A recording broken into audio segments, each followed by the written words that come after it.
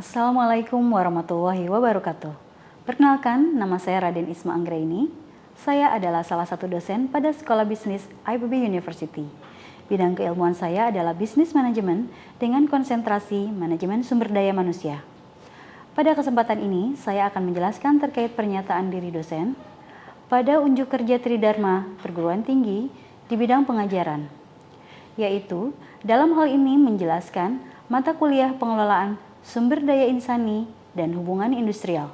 Adapun penjelasan mengenai mata kuliah ini meliputi deskripsi mata kuliah, capaian pembelajaran yang terdiri atas capaian pembelajaran lulusan atau CPL yang dibebankan program studi kepada mata kuliah, capaian pembelajaran mata kuliah atau CPMK, pengelolaan sumber daya insani dan hubungan industrial, kemampuan akhir tiap tahapan pembelajaran atau sub CPMK, serta rencana pembelajaran semester atau RPS yang akan saya sampaikan menggunakan metode DIA, Delivery, Interaction, dan Assessment. Mata kuliah ini merupakan mata kuliah wajib untuk mahasiswa pada program studi bisnis pada semester 4 dengan bobot sebesar 3 SKS sebanyak 14 pertemuan dan 2 pertemuan evaluasi. Adapun deskripsi mata kuliah ini membahas prinsip dan praktik pengelolaan sumber daya insani dan hubungan industrial sebagai kunci pencapaian bisnis berkelanjutan. Dengan pendekatan humanistik, mahasiswa diajak memahami sumber daya insani sebagai aset strategis, bukan sebagai sekedar tenaga kerja. Topik pembelajaran meliputi perspektif investasi dalam pengelolaan sumber daya insani, tanggung jawab sosial, manajemen strategis, peran strategis dalam pengelolaan SDI, perencanaan tenaga kerja, hukum ketenaga kerjaan, rekrutmen dan seleksi, pelatihan dan pengembangan, manajemen kinerja, kompensasi, serta hubungan industrial yang adil dan bermartabat. Melalui mata kuliah ini, mahasiswa dibekali kemampuan untuk merancang strategi sumber daya insani yang efektif, etis, dan kontributif terhadap keunggulan dan daya saing bisnis baik secara lokal maupun global. Mata kuliah ini disampaikan melalui case-based learning dan juga group project-based learning atau PJBL untuk memberikan ruang bagi mahasiswa dengan personalisasi dan fleksibilitas dalam pembelajaran serta untuk memperkuat kompetensi 4Cs, critical thinking, communication, collaboration, dan creativity.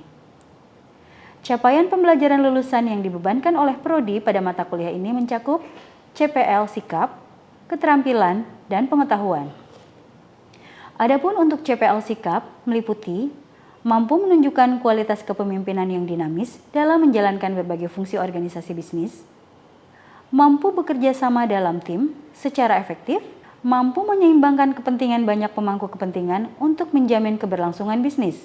Adapun untuk capaian pembelajaran lulusan atau CPL keterampilan umum meliputi mampu mengartikulasikan konsep dan pemikiran dalam pemecahan masalah bisnis, baik strategis maupun operasional, dan CPL keterampilan khusus yaitu mampu mengintegrasikan informasi, teori, dan praktek terbaik ke dalam analisis masalah organisasi bisnis baru atau memperkuat daya saing organisasi bisnis yang ada dalam menghadapi persaingan global, serta mampu mengkomunikasikan argumen secara efektif dalam format lisan dan tertulis kepada multi pemangku kepentingan.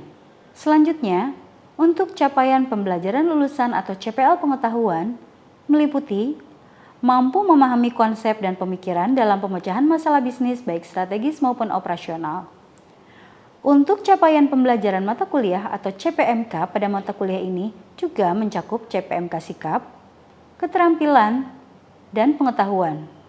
Yang pertama, untuk CPMK sikap, yaitu mampu bekerja sama dalam kelompok untuk mengintegrasikan informasi, teori, dan praktik terkait pengelolaan sumber daya insani dan hubungan industrial, mampu menghargai pendapat atau opini orang lain, serta untuk CPMK keterampilan meliputi mampu membangun komunikasi yang efektif dalam mengelola sumber daya insani, mampu membuat perencanaan sumber daya insani dalam hal jumlah dan kualifikasinya berdasarkan analisis jabatan dan strategi perusahaan, serta mampu memilih dan menggunakan metode assessment dalam rekrutmen dan seleksi calon karyawan. Adapun untuk capaian pembelajaran mata kuliah atau CPM kepengetahuan meliputi mampu menjelaskan konsep pengelolaan sumber daya insani dan hubungan industrial, mampu mendeskripsikan siklus kegiatan pengelolaan sumber daya insani sebagai kegiatan yang terintegrasi dengan semua fungsi manajemen pada organisasi bisnis, mampu menerapkan pemanfaatan teknologi informasi dalam pengelolaan sumber daya insani.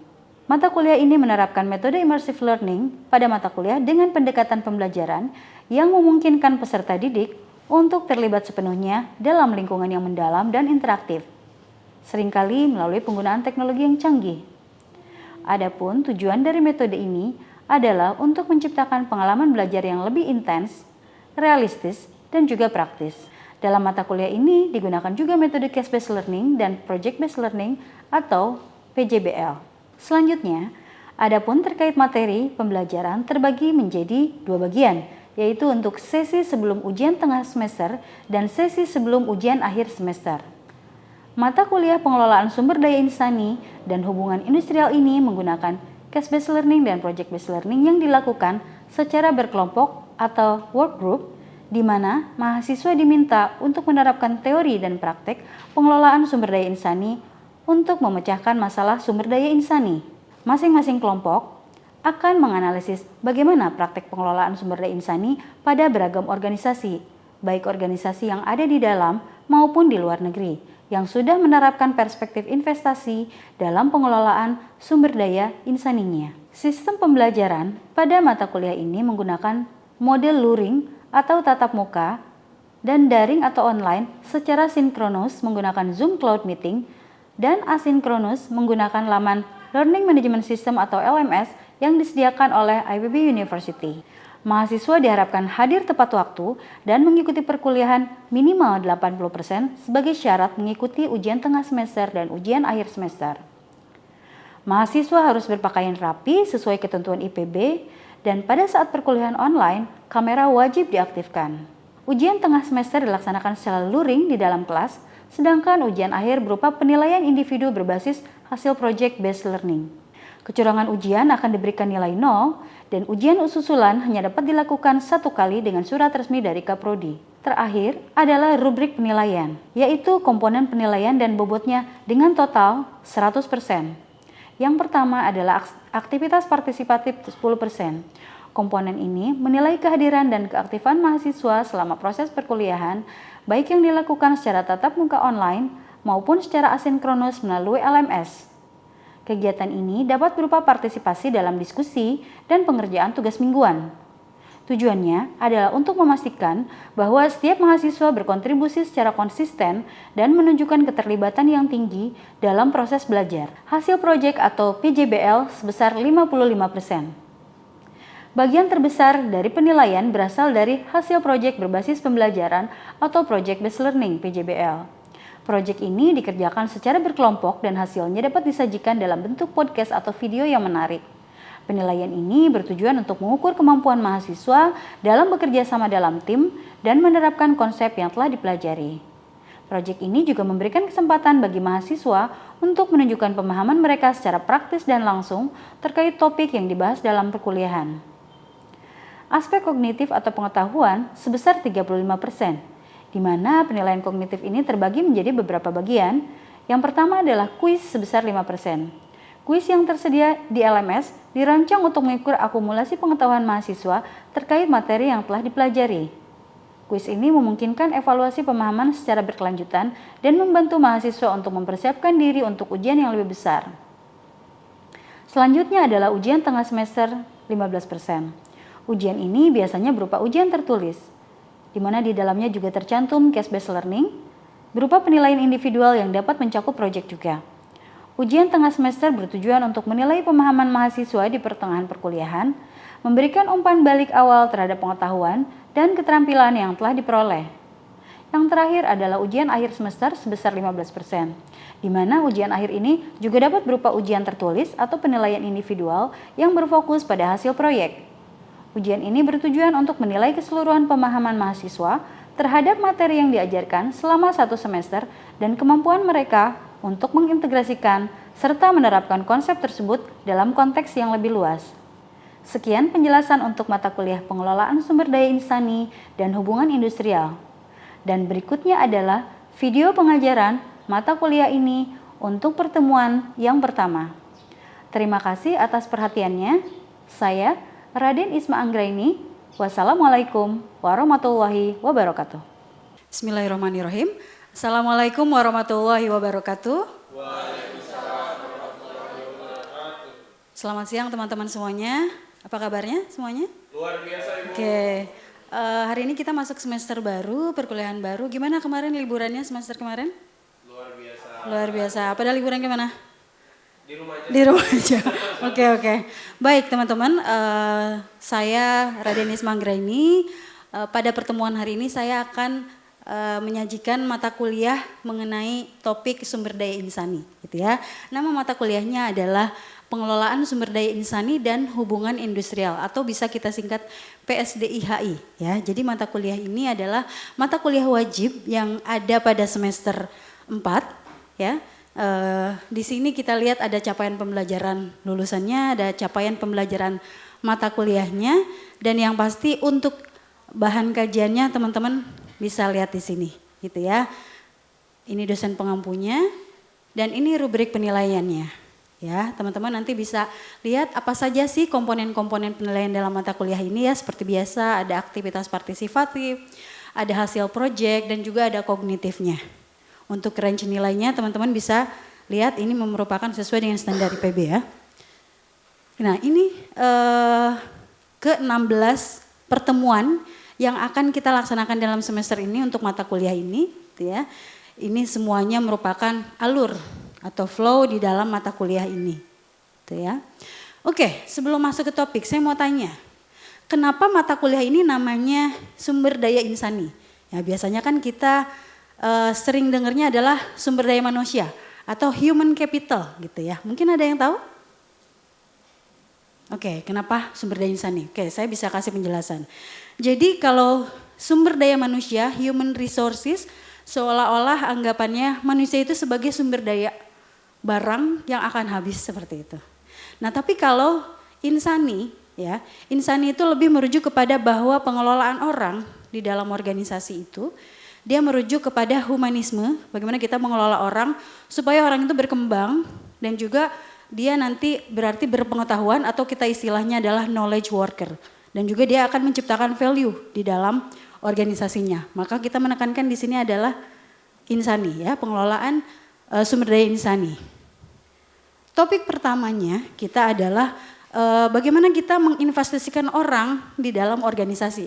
Makanya topik pertamanya adalah perspektif investasi di dalam pengelolaan sumber daya insani. Di sini ada sebuah quotes yang bagus menurut saya. You don't build a business, you build people, and then people build the business. Artinya di sini, teman-teman nih sebagai mahasiswa prodi bisnis ya, pertama kali yang teman-teman butuhkan tuh bukan hanya modal gitu ya, modal tentunya perlu. Artinya capital dalam bentuk uang, teknologi, mesin. Tapi teman-teman bangun dulu timnya. Artinya teman-teman berarti ada pemimpinnya, ada manajernya, atau teman-teman sendiri sebagai misalnya bagian dari perusahaan itu. Jadi timnya dulu yang harus dibangun. Dari situ semua akan mengikuti sehingga akan menciptakan inovasi di kemudian hari.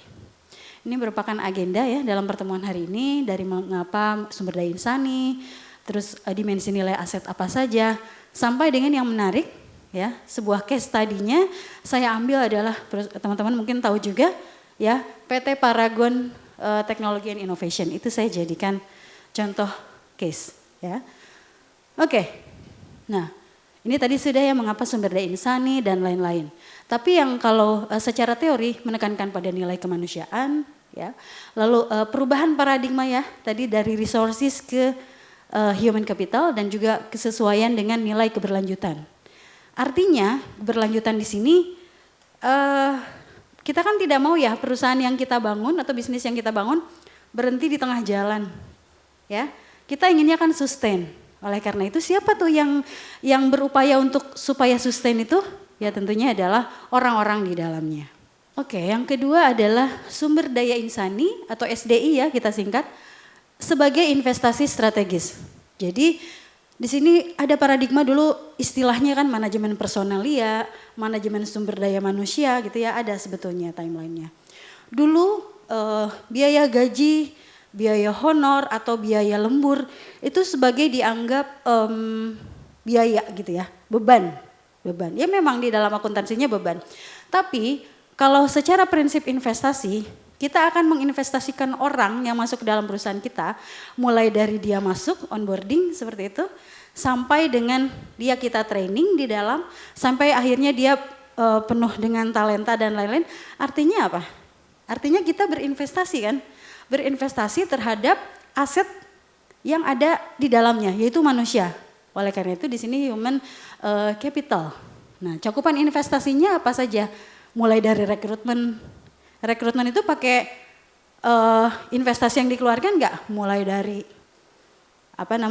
kita menginfokan gitu ya di medsos, atau kita kerjasama dengan portal-portal tenaga kerja, kita memberikan training ya, lalu pengembangan karir sampai dengan kesejahteraan karyawan, kita memberikan benefitnya. Selanjutnya adalah berarti kita fokus pada return on investment ya. Dalam praktek pengelolaan SDI, bagaimana kita sudah menginvestasikan itu, tapi harus kembali lagi enggak? Harus balik lagi kan nilainya kepada perusahaan seperti itu. Sehingga di sini SDI menjadi sumber keunggulan kompetitif yang sifatnya jangka panjang. Nah ini berarti yang kiri adalah pendekatan administratif, yang kanan pendekatan investasi. Ya, teman-teman bisa lihat ya bedanya. Jadi kalau dulu seolah-olah SDM atau personalnya itu ngurus gaji, terus ngitung lemburan gitu ya. Atau apapun lah yang sifatnya harus segera gitu ya. Sebagai beban, tapi sebaliknya kalau di sini adalah fokus kepada pengembangan produktivitas dan kinerjanya. Nah, di sini ada beberapa dimensi nilai aset sumber daya insani, ya, diantaranya adalah aspek pengetahuan teknis. Makanya kan kalau misalkan kita blast info lowongan kerja, ada kualifikasi gitu ya. Kualifikasi minimum apa sih sebetulnya yang dibutuhkan? Jangan sampai melamar A, kualifikasi dia yang B gitu ya, yang tidak memenuhi standar minimum. Makanya paling tidak nanti di bagian marketing ya berarti dia harus punya aspek pasarnya. Di bagian operation berarti minimal aspek proses bisnisnya dia harus kuasain gitu ya, pelanggan dan juga lingkungan. Yang kedua apa? Kemampuan untuk belajar dan berkembang. Jadi ada paradigma dulu, saya yang penting masuk digaji gitu ya, yang penting saya aman lah, saya nggak mau terlalu berkembang. Nah ada paradigma seperti itu, kenapa? Itu juga mungkin salah satu hal yang harus dirubah oleh perusahaan atau organisasi, di mana dia harus memberikan apresiasi gitu ya, kompensasi yang baik seperti itu. Kemampuan mengambil keputusan tentu ya, jadi bukan hanya leadernya, kemampuan mengambil keputusan, motivasi untuk terus karirnya meningkat seperti itu. Komitmen ya, berbagai macam komitmen dia jalankan, dan juga ini yang paling penting adalah kerjasama di dalam tim gitu ya, kerjasama di dalam tim sendiri atau tim yang ada di luar. Nah sekarang saya tanya, apa sih resikonya jika tidak berinvestasi dalam sumber daya insani ini? Yang pertama penurunan produktivitas, ada yang bisa kasih contoh?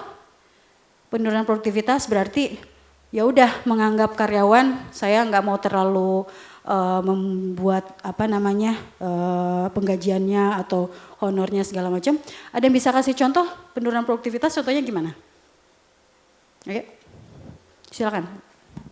Syahrul ya? Ya, oke, baik sebutkan Ibu. NIM-nya ya. Perkenalkan Ibu, nama saya Syahrul Wirhadi dengan NIM K14012111100. Nah, penurunan produktivitas ini sejalan dengan tingkat bagaimana perusahaan mengapresiasi.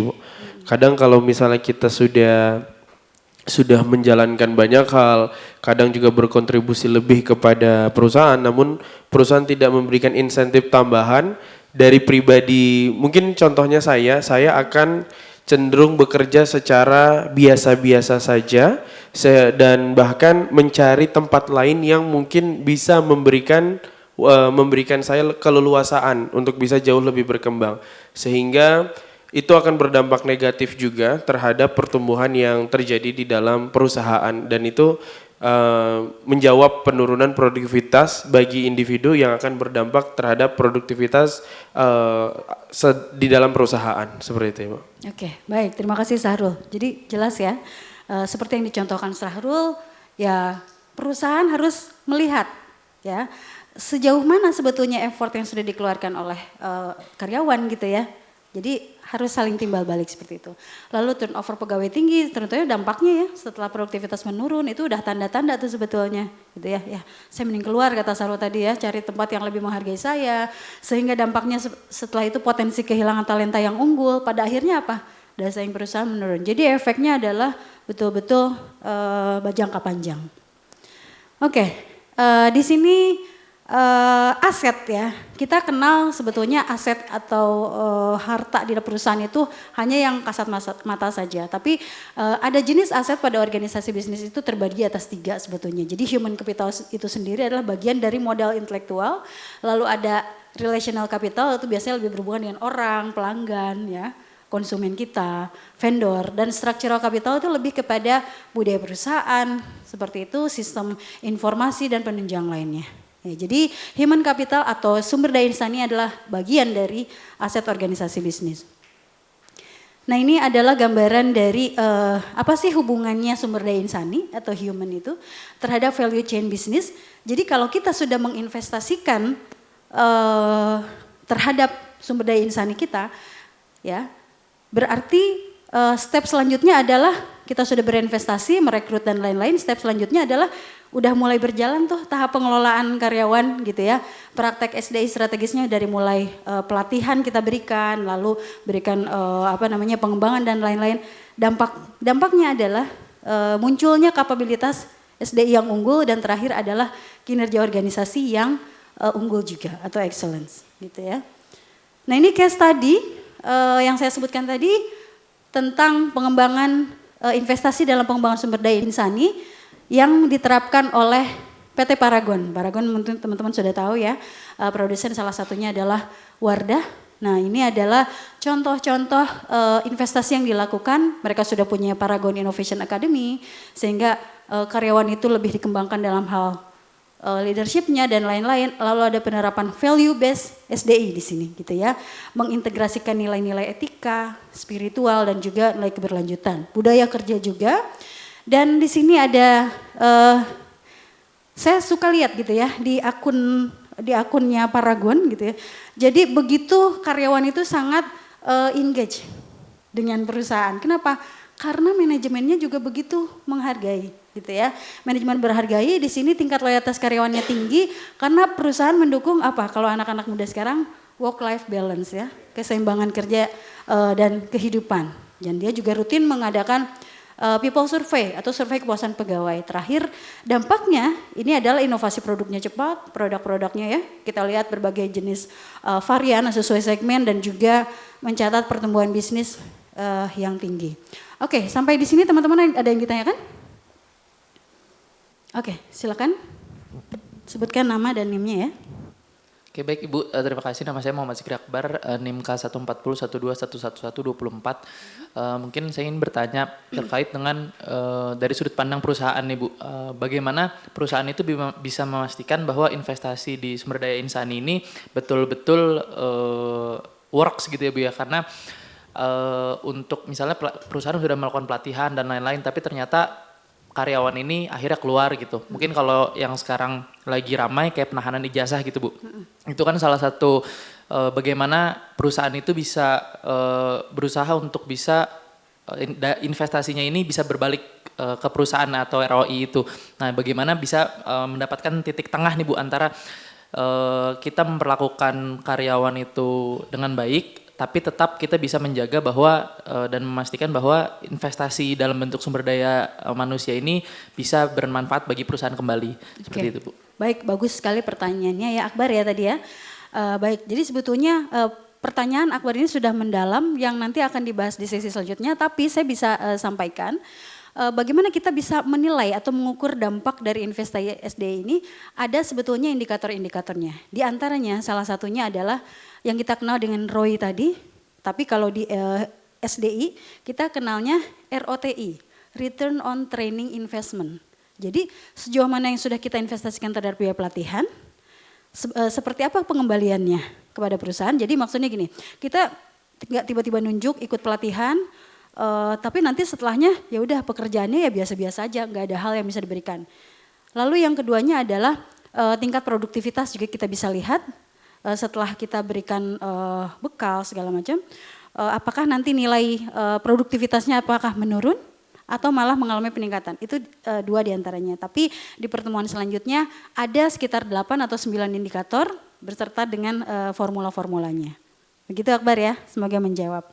Baik, sebagai refleksi atau penutup kita bisa sampaikan bahwa sumber daya insani merupakan investasi penting untuk mencapai goalsnya perusahaan. Gitu ya. Jadi kita tanamkan untuk people-nya dulu.